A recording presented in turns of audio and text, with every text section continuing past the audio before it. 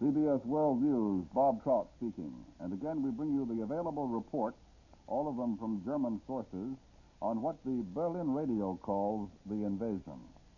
There is still no Allied confirmation from any source.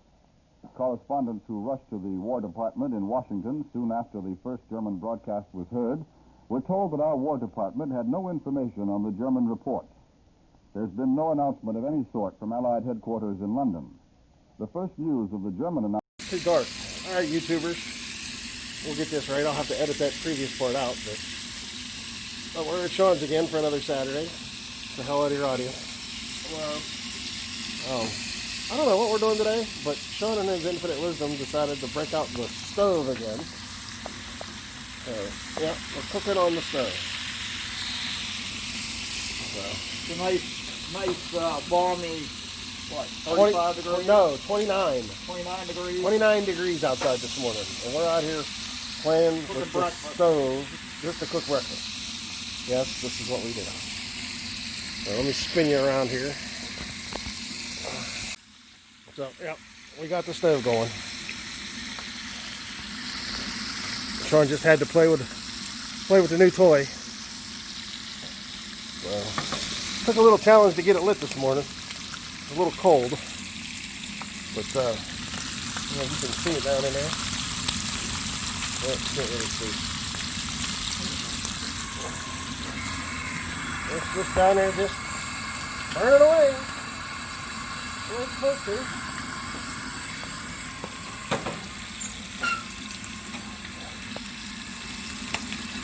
So yeah. So we're making bacon. We got hash browns over there. Ugly rumor is I hear we're gonna have eggs. It's got to be what, 9 o'clock, a little after 9, something like that. I'm sure we're gonna do something else, but this seems to be the task du jour. I brought my garand back over because I got my toolkit, and there's no good way on YouTube to show you how to stick the toolkit in. I don't know if I got the wrong toolkit or what, but I'm going to let the family expert there give us a lesson on buying a garand toolkit and stuffing it in the rifle. So, and I don't know what else we're going to do today. It's a little chilly to do too much. Yeah, I got to work this afternoon. Well, there you go. And you know it's cold when I don't drive the Interceptor. Yes, I brought the Jeep. You know, heated seats are a beautiful thing. Well, yeah. There you go. We'll see what happens after breakfast, unless something interesting happens while we're making breakfast. Alright, so breakfast is over. It was, to say the least, interesting.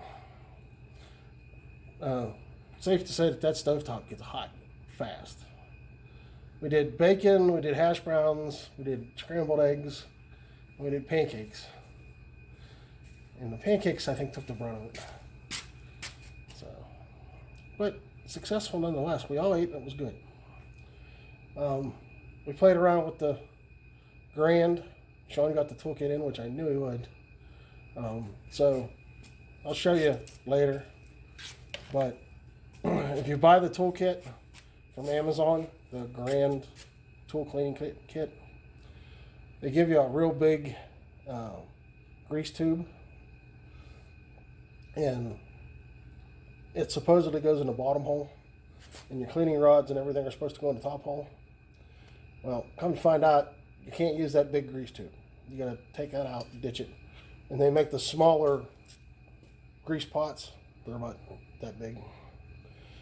So you put the cleaning rods in the top hole, and in the bottom hole you put your patch jag, your barrel brush, your chamfer brush, and that little grease pot, and then it all fits inside the buttstock. So there's where that don't tell you that big grease tube they give you, don't use that. So, and I'll put a link to the one I bought down in the description. It's like $20. It showed up in like 2 or 3 days. But it's all correct other than the grease tube they give you. You can't use that. So now we've moved on to my uniform. So, long story short, I am not a little guy, if you can't tell. So when I started this adventure, I had a set of HBTs that I bought at the front. Worked great until I got like a few years older and a few pounds heavier. And by a few, I mean like a bunch. Outgrew my HBT uniform. Basically just winged it. I tried buying an HBT uniform by a company called the Replicators. They're an Indian company. Supposedly a custom tailored HBT uniform for $200. I bought it, it showed up, it didn't fit right, and it was a real cheap HBT material. It was real thin. So I kind of did without it, kind of did without it, kind of did without it. And then Sean says, you know, we should just buy the HBT material because at the front sells HBT material by the yard. I says, well, I got to find some seamstress or something that'll do it. Well, Sean knew somebody. So he got a hold of her, and she said, yeah, she'll do it. And I gave her my at the front uniform that fit really well to use as a pattern. So 10 yards of HBT material from at the front was $200. Yeah. And she used... Which you really didn't need. Yeah, she didn't really use... Right there. She didn't really use all of it. I think she used like 6 or 8 yards. Yeah. There was a bunch left over.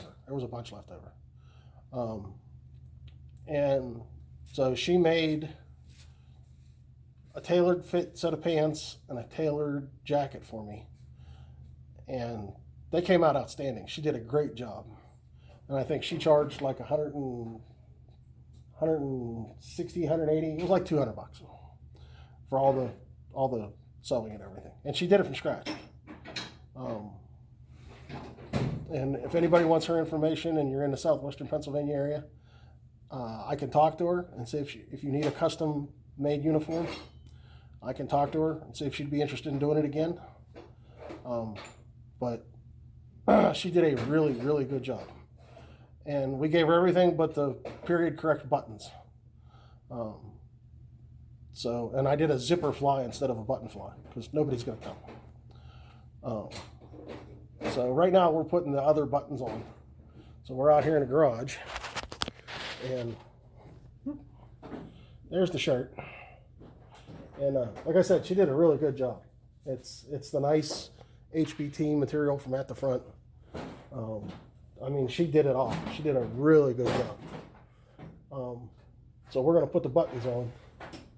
Or should I say Sean's going to do it, because he knows what he's doing. I don't know what I'm doing. I'm for moral support, if nothing else. You really think I know what I'm doing? Well, yeah. You're the expert. Yeah, okay. But then the upside to this is having all that extra material. What was that hat you had made? Was it a Daisy May hat? No. What'd you have her make? Well, I haven't picked it up yet.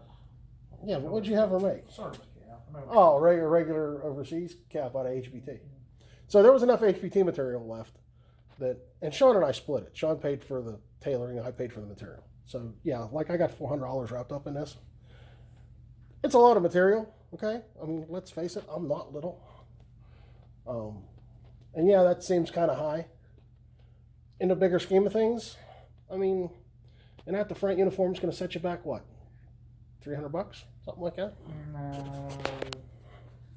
No, I think it's like $150, but they don't make them in big size. Yeah, so I think they stop at like 46 waist, and the jackets are even smaller. They don't make a real big jacket. So to have a custom tailored uniform for that kind of money out of a quality material is, I think, a decent price. But yeah, there was enough material left over. I told Sean, I said, just if you got something you want to use the rest of the material with, fine, just use it because it's not doing me any good. I can't think anything else other than the uniform that I wanted. So he's having her make service caps out of the HBT material. And there was a lot of material left. There was a good 3 or 4 yards left. So I think we're going to play around with that and try to come up with stuff we can make out of HBT material. I don't know, maybe we'll use them as, we'll start a new market and start selling HBT stuff. So anyhow, let me flip you around and I'll show you what Sean's doing, since he knows what's going on and I don't. All right, So there he is, in heavy concentration. So you can see there's the button he's trying to put on. And these things are, once you press them on, they're done.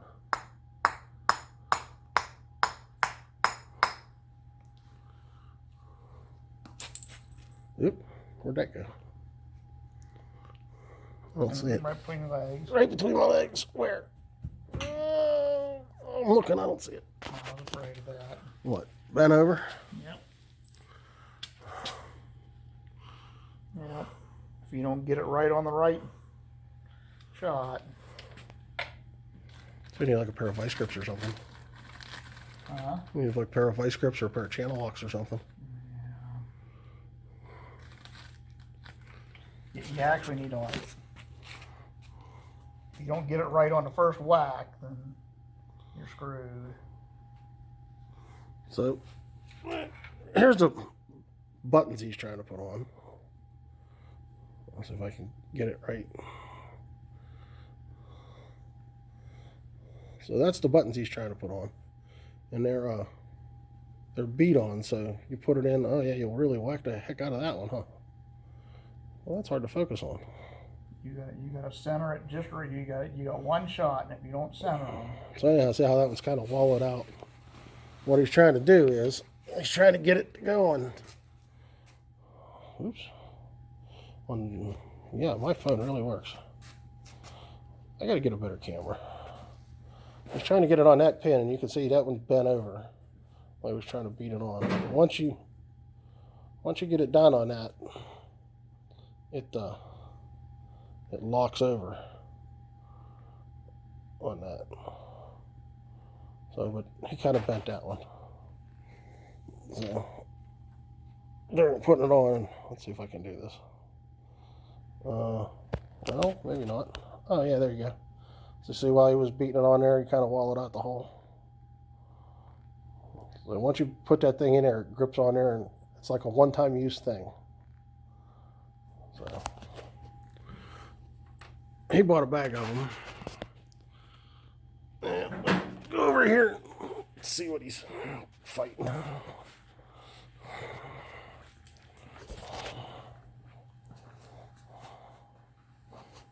Scooch around here, Skippy.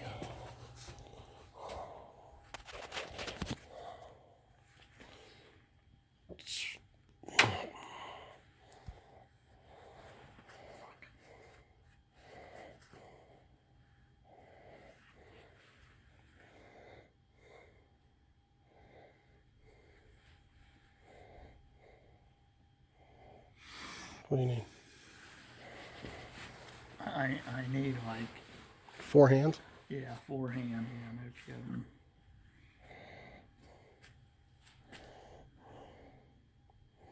You got the button top? Huh? You got the button top? Yeah. You got a big pair of channel locks? Or do you gotta beat it on there? Like I said, you get 1, maybe 2 shots at this.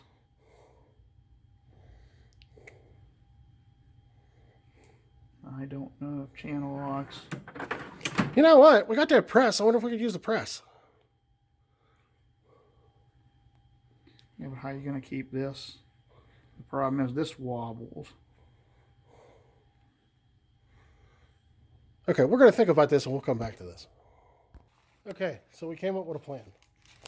So the first thing Skippy does is he takes his hole punch tool right there and he pokes a hole in the fabric. Then he puts the pin through and he grabs a button. And we go over here. And the press idea didn't work out, but we took the block from the press. And we take a pair of needle nose pliers.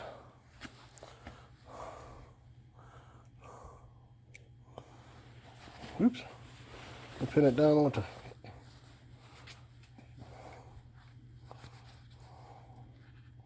Can't tell if I'm on it or not. Does it look like I'm on it? Feels like I'm on it. There. Hit it and find out.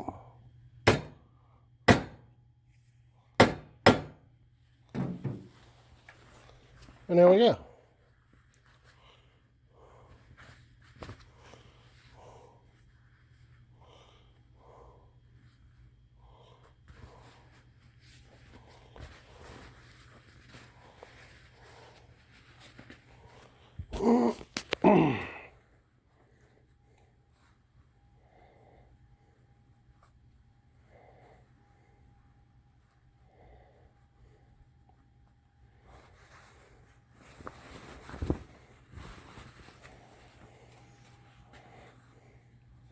Looks like a button to me. Make no guarantees. So we're going to do that about 10 more times. And then I'll show you what it looks like when it's done. Okay, YouTubers. A brief interlude there between shots, but it is now Sunday night.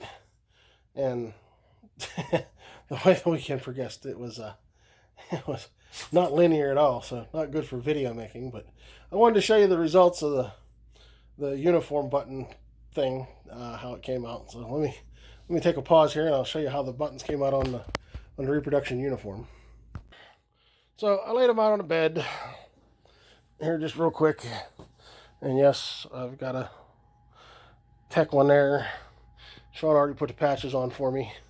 We do the 28th division, but that's how the buttons came out. And then there's the buttons on the inside, how they came out.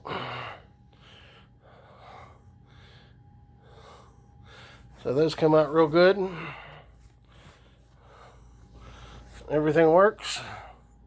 And then on the trousers, we did the same thing. So there's one of the buttons.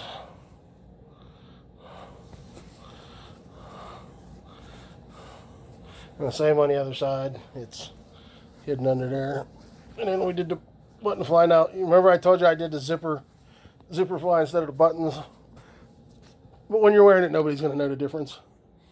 So, but yeah, that lady did a real good job as far as the reproduction uniform goes. She did a real good job. Like I said, if you want her information, just shoot me an email and I'll get it to you. But yeah, that's a custom-made HPT uniform with material from at the front and custom tailoring by a little seamstress. She does wedding dresses here not too far away from us. But yeah, she did everything. She did a real good job. So that's it. That finishes it up. If you got any questions about the Garand toolkit, which I'll post a link down in the description to buy that toolkit that I bought from Amazon. The material that I got from at the front, I'll post a link to that from at the front. I'll put that link down in my description in case you're interested in that. If anybody has any questions about the lady that did the tailoring for my uniform, if you're in the southwestern Pennsylvania, northern West Virginia, northern Panhandle, Ohio area, and even if you want to do it by mail. I mean, she physically measured me out with her house, and she actually took the measurements physically. But if you want her information, just send me an email. We could do that privately. But yeah, I mean, for what, like $400? Maybe less. Take less, because I ended up with a lot of extra material. I bought 10 yards of material. You don't really need that much. And I'm a big guy. I mean, the pants, if you had to equate the pants to a size, it'd be like 60 by 32s. And the jacket's probably like somewhere in the range of a 6X jacket. Yeah, I'm not a little guy. And it only took like 8 yards to do it all. So, but there you have it. So I'll put all those links down in the description. If you like the video, give it a comment. Everybody that's subscribed to the channel, thank you, thank you, thank you. Always looking for subscribers. Hit that notification bell. Comment down below. All the links will be down in the description. Thanks again, YouTube, and we'll see you next time.